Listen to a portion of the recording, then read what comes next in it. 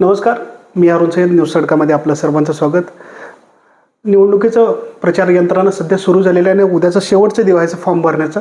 माझ्यासोबत ग्रामीण मतदारसंघातील नामांकित व्यक्तिमत्व धीरज विलासराव देशमुख हे उपस्थित आहेत. सर, स्वागत आहे आपलं न्यूज तडकामध्ये.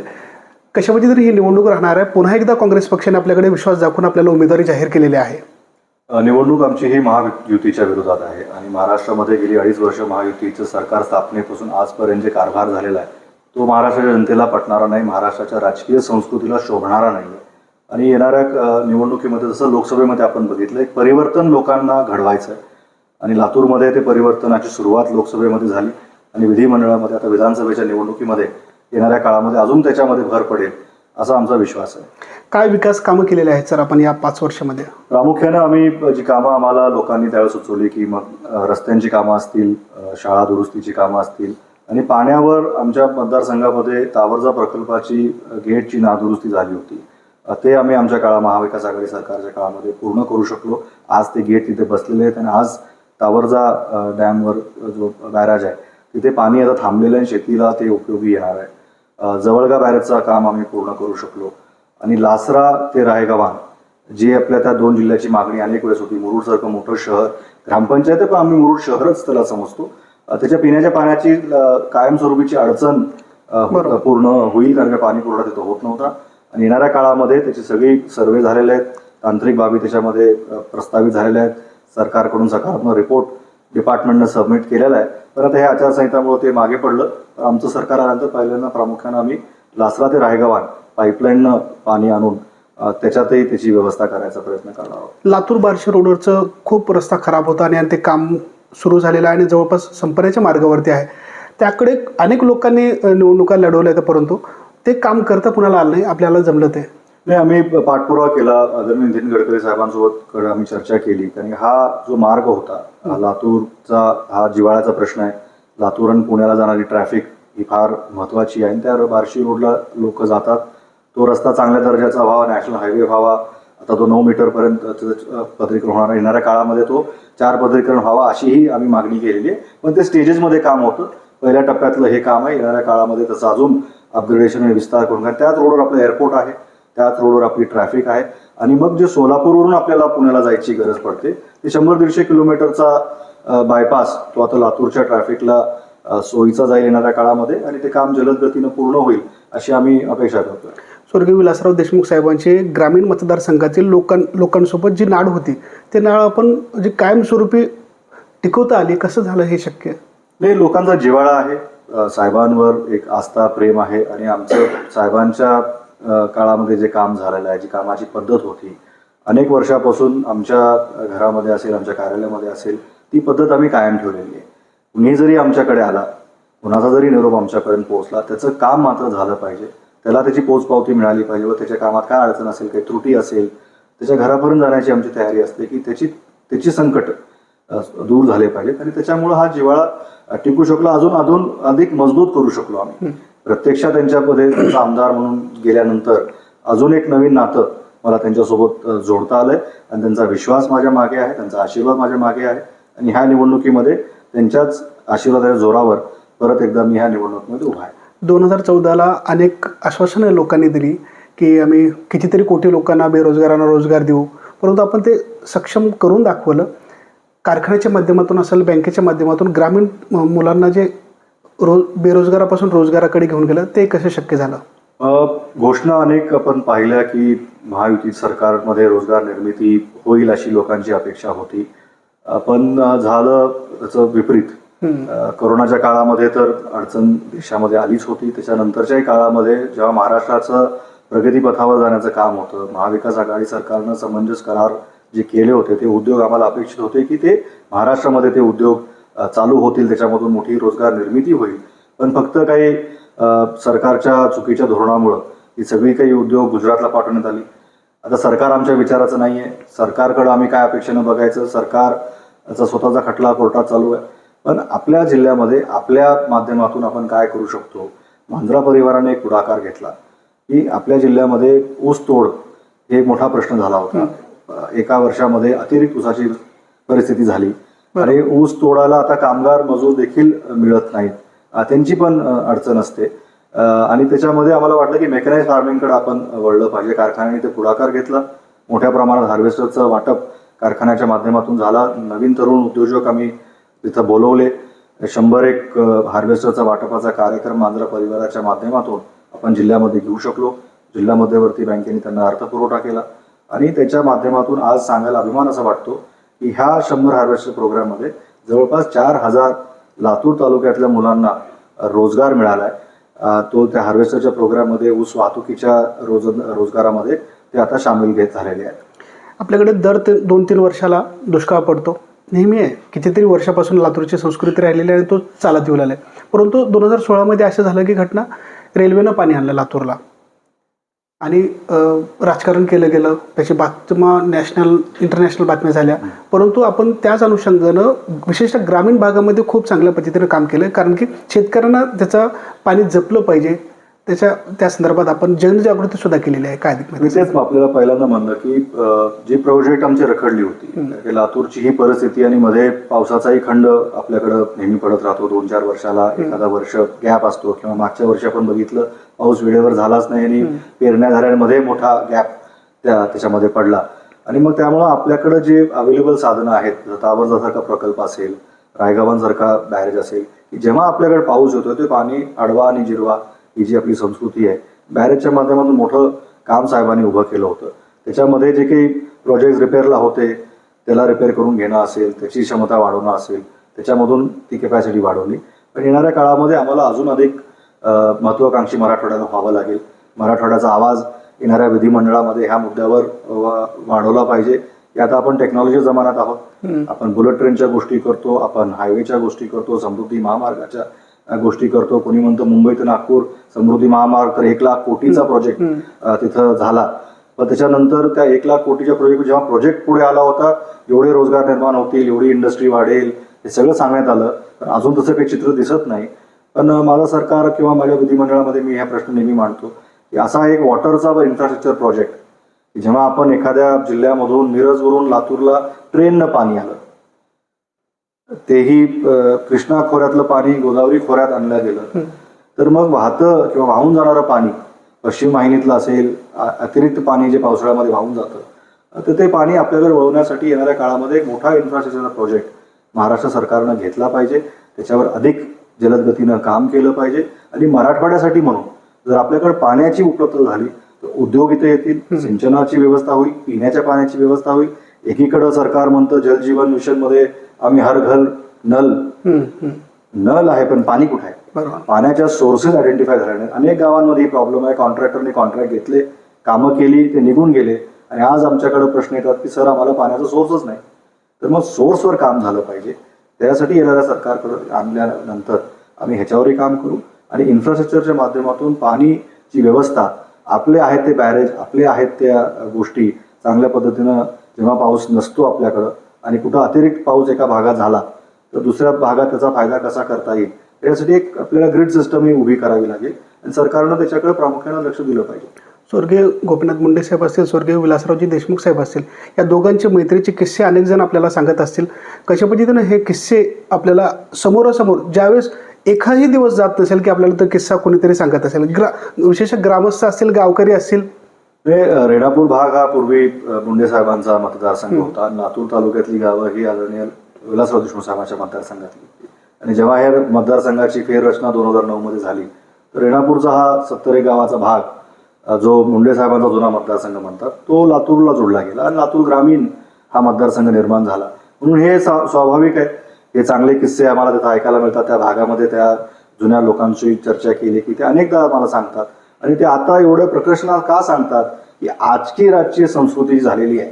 एखादा विरोधक असेल तो शत्रू आहे, बरोबर, पण त्याच्यासाठी जास्त प्रकर्षणानं आज लोक आठवण करून देतात किंवा त्या काळामध्ये हे दोघंही नेते विरोधी पक्षात होते, आपापल्या पक्षामध्ये मोठे नेते होते. अनेकदा त्यांनी त्या सभागृहामध्ये एकमेकाच्या पुढे भाषणं केलेली आहेत, एकमेकांवर टीका केली असेल, लोकांचे प्रश्न मांडले असतील, सरकारच्या विरोधात असेल जेव्हा, आणि त्या काळामध्ये देखील पण कटुता कधी त्यांच्या नात्यामध्ये आली नाही, मैत्रीमध्ये आली नाही. अनेक कॉमन कार्यक्रम त्यावेळेस ते घ्यायचे. एखाद्या कल्चरल इव्हेंटला जर ते कधी भेटले, कुण्या कार्यकर्त्याच्या कार्यक्रमाला कधी ते गेले पण कधी त्यांच्यामध्ये कटुता नव्हती.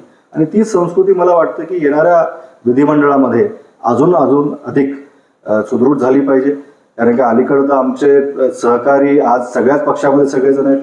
ह्या विधिमंडळाचं वैशिष्ट्य असं होतं की प्रत्येक आमदार एकदा सत्ता पक्षामध्ये आणि एकदा विरोधी पक्षामध्ये, असा एकही आमदार सुटला नाही ह्या 288 मध्ये. गेल्या 5 वर्षामध्ये त्यांनी दोन्ही भाग अनुभवले.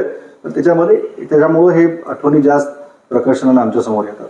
आपण अनेकदा मी भाषणाला उभा टाकल्यानंतर आम्ही खाली असतो, लोकांमध्ये असतो, आम्ही ऐकतो की हे साहेब मोठ्या साहेबासारखं बोलतात. तुम्ही ज्यावेळेस भाषण करताना खरंच आम्हाला वाटतंय की नाही साहेब कधीतरी माझ्या अंगाला शहारे येतात साहेब, की साहेब तुमच्या तोंडातून बोलत आहेत. तुम्हाला कधी असं वाटतंय की पाठीमागे साहेब आहेत तुमच्या पाठीशी मी नेहमीच भाषण करताना? कारण की तुम्ही जे फ्लो असतो ना साहेब तुमचा, तो तुम्ही थांबतच नाही. ते नैसर्गिक असेल, ते तुमचा जिव्हाळा असेल, पण कधी तसा विचार मी केला नाही. पण मी नेहमी माझ्या जीवनामध्ये हे मानून चालतो की साहेब माझ्यामध्ये आहेत, आमच्यात आहेत, आपल्यात आहेत. मी हे कधीच मानत नाही. मी नेहमी सांगतो की साहेबांना जेव्हा लहानाचं मोठा होत असताना मी पाहिलं, आमचा शाळेचा दिवस असेल, सोमवार ते शनिवार शुक्रवार शाळा, मग कळायचं साहेब दौऱ्यावर गेलेत, कार्यक्रमाला गेलेत, ते परत येत आहेत. आणि आजही मला असं वाटतं की साहेब आता कुठेतरी दौऱ्यावर आहेत, ते लगेच परत येतील. आणि तो जो सहवास आणि त्यांची जी ही लोक माझ्या अवतीभोवती असतात, त्याच्यामध्ये मला साहेब प्रकर्षानं जाणवतात. एक त्यांच्यामध्ये मी राहतो, सहवास करतो, त्यामुळे साहेब आमच्यातच आहेत, ह्याच्यातच मी सहवासात वावरतो. आणि मग काही वाणीमध्ये त्यांचे शब्द येतात किंवा त्यांचे विचार येतात, काहीतरी असेल एक कनेक्शन, ते मला कुठेतरी गाईड करतायत मागून, की माझ्याकडून कुठली चूक होऊ नये किंवा माझं काम अजून चांगल्या पद्धतीने मला मांडावं लागेल. त्यांच्या आशीर्वादाशिवाय तर मी काहीच करू शकणार नाही. आणि तीच आशीर्वाद, तीच शक्ती माझ्या मागे नेहमी आहे. आणि त्याच्यामुळं मी हे सगळं काही माझ्यासमोर जे येतं, जे काही पुढे आव्हानं असतात, त्यांना सहजपणे मला ते पेलता येतील किंवा येणाऱ्या काळामध्ये त्यांच्या शक्तीमुळं कुठलंही महाराष्ट्रासाठी जे काम करावं लागलं, मतदारसंघाच्या लोकांसाठी काम करावं लागलं, त्याचं धाडस, त्याचं सामर्थ्य त्यांच्याकडून आम्हाला मिळतं. आदरणीय दिलीपरावजी देशमुख साहेब काही वैशिष्ट्य टिप्स आपल्याला देतात? त्यांचं काम करण्याचं नियोजन असेल, ते तसं प्रत्यक्षात टिप्स अशा कधी देत नाहीत, पण त्यांच्या अवतीभोवती राहिल्यानंतर आपल्याला आपोआप ते घ्यावे लागतात, ते घेतल्या जातात. त्यांचं डिसिप्लिन असेल, काम करण्याची पद्धत असेल, काम करण्याचा बारकावा, एखादं सांगितलेलं कामाचं फॉलोअप, काम आपण एखाद्या व्यक्तीला काम सांगतो हे करून घ्या बाबा, पण ते झालं का नाही हा फॉलोअप तुम्ही स्वतः केला पाहिजे. कारण की त्याच्याकडे 4 कामं असतील, तो विसरला तर त्या बिचाराचं काम जो तुमच्याकडे आशेनं आलाय ते मागे राहू नये. ही मायक्रो मॅनेजमेंट जी आम्हाला काकांकडून शिकायला मिळते. आणि ज्या पद्धतीनं ते सहज 90 वर्षाचा जरी वृद्ध आला आणि 9 वर्षाचा जरी लहान मुलगा आला, तर सहजरित्याने ते सगळ्यासोबत वावरतात. आणि त्याच्या मनामध्ये काय चाललंय त्यांना त्याची चाहूल येते आणि त्या पद्धतीनं ते लगेच त्याचं काम करतात. किंवा मी तर म्हणतो ते स्पेशलिस्ट, जसं ते जुन्या काळामध्ये नाडी तपासून त्याला काय आजार आहे लोक सांगायची, साहेब एक पॉलिटिकल तज्ज्ञच आहेत की त्यांना फक्त माणसाच्या चेहऱ्यावरचा हावभाव बघून त्याला माहिती काय मनामध्ये काय काम घेऊन असेल, याची काय अडचण असेल. बरोबर. ही एक अनेकदा आम्ही पाहिलंय की ते आले की अरे या काय विषयावर बाईट पाहिजे, मग त्यांना विचार काय काम आणलात, हे स्पष्ट विचारतात साहेब आणि सरळ, म्हणजे त्यांना चेहरे, हे आम्ही ऑब्झर्व करतो, हे त्यांच्याकडून शिकण्याचा प्रयत्न करतो. आणि त्याच्यामध्ये सायलेंटली ऑब्झर्व करायचं, त्यांच्या कामातून त्यांच्या कामाचे धडे आपोआप आमच्यावर ते पडत राहतात. आत्ताच लोकसभा झालेली आहे आणि अमित देशमुख साहेब हे स्टार प्रचारक होते. त्यांनी मराठवाडा पूर्ण पिंजून काढलं होतं. आणि आपण देखील भैया त्यांच्या पाठोपाठ आपण देखील खूप मोठा प्रयत्न करून यश आणलं होतं. तर तो जी प्रसिद्धी होती ते विधानसभेपर्यंत राहील का आता हे निवडणुकीमध्ये, त्याच्याकडे कसं बघतो? नाही, लोकसभा हा टप्पा 1 आम्ही बघतो. हे विधानसभेमध्ये महायुतीचं सरकार, महाराष्ट्रामध्ये जे लोकसभेला निकाल लागला, कुठेतरी चीड, जे फोडाफोडीचं राजकारण महायुतीनं केलं आणि प्रामुख्यानं त्याला भाजपनं बळ दिलं. जी अदृश्य शक्ती नेहमी आपल्या माध्यमातून आम्हाला कळत होती किंवा बोलली जात होती, ती अदृश्य शक्ती कोर आहे, लोकांना सगळं माहिती आहे. आणि कुठेतरी त्याच्यामध्ये त्याच्या विरोधात लोकांनी महाराष्ट्राच्या मतदान केलेलं आहे. 48 पैकी 30 खासदार हे भारत म्हणजे महाविकास आघाडीचे, इंडिया आघाडीचे निवडून आले. आणि विधिमंडळामध्ये तर विधानसभेमध्ये देखील तोच चित्र आपल्याला दिसेल की ह्या वेळेस पहिल्यांदा आम्ही महाविकास आघाडी म्हणून लोकसभा लढलो. महाविकास आघाडी ही 19 मध्ये पर्याय म्हणून महाराष्ट्राला दिली होती, लोकांनी निवडलेली नव्हती, पण लोकांसमोर एक पर्याय ठेवला होता, तो त्यांच्या मनामध्ये रुजला ते चांगलं काम करतायत, चांगल्या कामासाठी लोक एकत्र आलेली आहेत, त्यांना काम करू दिलं पाहिजे. बरोबर. पण जेव्हा त्यांना ज्या पद्धतीनं सत्ता परिवर्तन केलं गेलं, लोकांना ते पटलं नाही. आणि तेच मग जेव्हा महाविकास आघाडी म्हणून पहिल्यांदा लोकांसमोर गेलो, शिवसेना उद्धव बाळासाहेब ठाकरे, NCP शरदचंद्रजी पवार आणि आमचं काँग्रेस, तुम्ही बघितलं मतांमध्ये आणि जागा निवडून येण्यामध्ये त्या अलायन्सला आमच्या इंडिया आघाडीच्या 30 जागा मिळाल्या. आणि आता हे पहिली विधानसभेची निवडणूक आहे जी आम्ही महाविकास आघाडी म्हणून लढतोय. बरोबर. तर त्याचंच रूपांतर येणाऱ्या काळामध्ये कोणी 170 म्हणतं, कोणी 75 म्हणतं, कोणी 80चा आकडा देतो. सत्ता येईल.